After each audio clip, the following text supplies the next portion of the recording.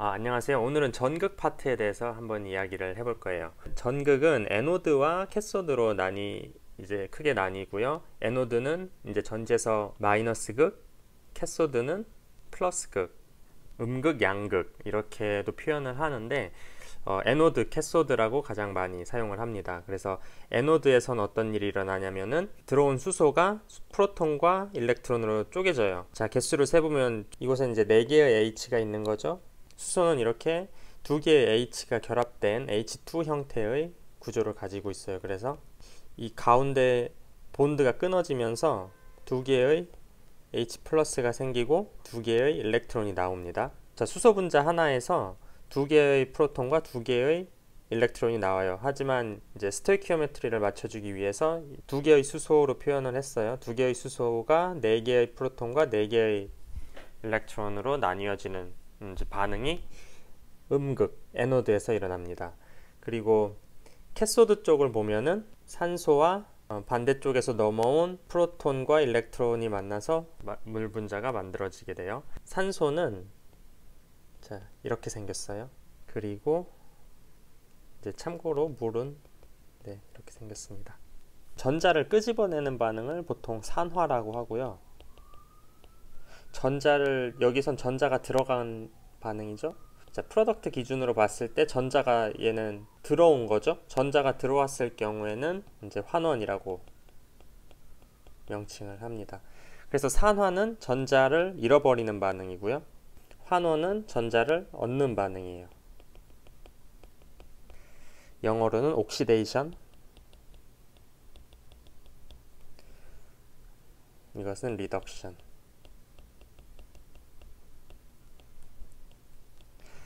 그래서 이런 거는 이제 외워두는 게 좋아요. 산화는 전자를 잃어버리는 반응이다. 환원은 전자를 얻는 반응이다. 에노드에서는 수소가 전자를 잃어버렸기 때문에 산화 반응이 일어난 거고요. 캐소드에서는 전자를 얻는 반응이 일어났기 때문에 환원 반응이 일어났다고 합니다. 그래서 에노드에선 옥시데이션, 캐소드에선 리덕션 항상 이래요. 그래서 얘네들이 에노드, 캐소드라고 이름을 지은 게 에노드는 산화 반응이 일어나는 곳이라고 생각을 하시면 되고요. 캐소드는 환원 반응이 일어나는 곳이라고 생각을 하면 됩니다.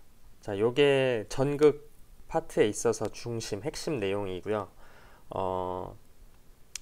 좀 자세히 뜯어보면 전극은 속에 이제 검은 파티클들이 보이죠?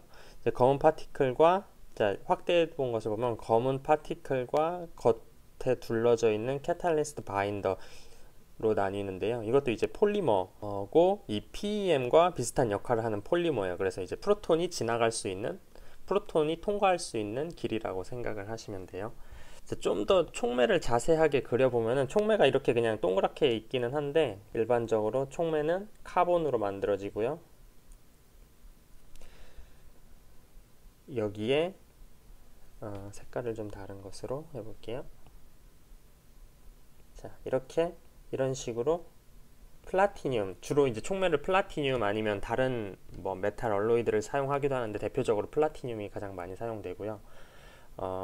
플라티늄 나노파리클이 이 카본에 붙어있는 형태예요. 담지되어 있다고 표현을 합니다. 영어로는 immobilization 되어 있다고 표현을 하는데 어쨌든 카본에 플라티늄이 붙어있는 형태고 이 위에 캐탈리스트 바인더 폴리머인데 이런 식으로 엉겨 있다고 엉겨 있는 것으로 볼 수가 있어요. 이제 실제적으로 반응은 요 플라티늄 표면에서 메탈 표면에서 일어나게 되고요. 제가 말하는 반응은 이 수소가 2개의 프로톤과 2개의 일렉트론으로 쪼개지는 반응을 말하는 거예요. 그래서 수소 분자가 이쪽으로 접근을 하면 프로톤과 일렉트론으로 나뉘어져서 이 카본은 전도성이 있어요. 전기가 통하는 물질이에요. 그래서 일렉트론은 이쪽으로 지나가고요. 프로톤은 이 안으로 지나가서 이 안으로 들어가게 되는 거죠. 그래서 이 플라티늄 표면에서 반응이 일어난 뒤에 일렉트론은 전기가 통하는 카본을 통해서 빠져나가게 되고요. 프로톤은 폴리머 캐탈리스트 바인더를 통해서 멤브레인 쪽으로 나가게 됩니다.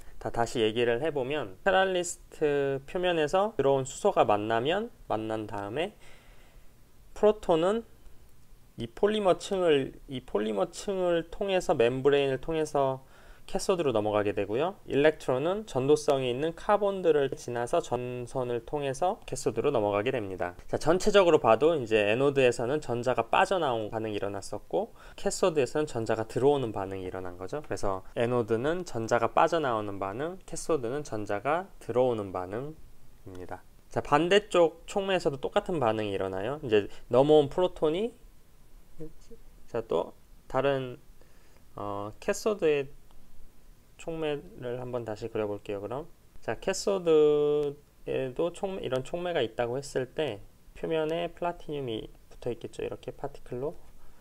그리고 속은 카본이고 겉은 또 폴리머로 캐탈리스트 바인더로 연결이 되어 있습니다. 자, 프로톤이 PEM을 통해서 들어오면 이런 식으로 프로톤이 들어오겠죠. 그래서 일로 모이고 전기는 전도성 있는 카본을 통해서 모일 거예요. 그래서 한 번에 모이고 옥시전도 모여서 물이 빠져나오는 H2로 물이 빠져나오는 반응이 일어나게 되는 겁니다. 스토이키오메트리를 맞춰보면 두 개의 프로톤과 두 개의 일렉트론 그리고 2분의 1 산소가 만나서 하나의 물이 만들어지겠죠. 자, 그럼 촉매에서 중요하게 생각해야 될 게 무엇이냐, 촉매 개발을 할 때 우리가 고려해야 될 게 무엇인가 살펴보면은 일단 효율이 좋아야 되겠죠.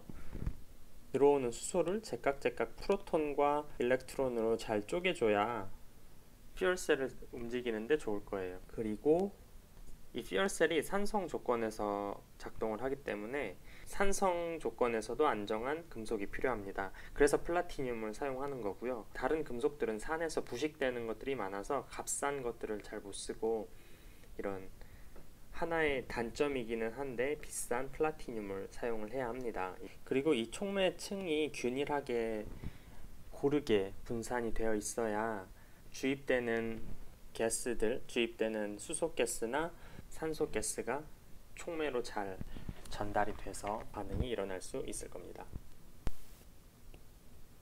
고른 분포도. 당장 제가 생각나는 건 이 정도이네요. 네, 오늘은 촉매에 관해서 좀 얘기를 해봤고요. 이제 다른 고려해야 할 사항이라든지 아니면 다 의견 있으시면 댓글로 남겨주시면 좋을 것 같아요. 그럼 오늘은 여기까지 하겠습니다. 감사합니다.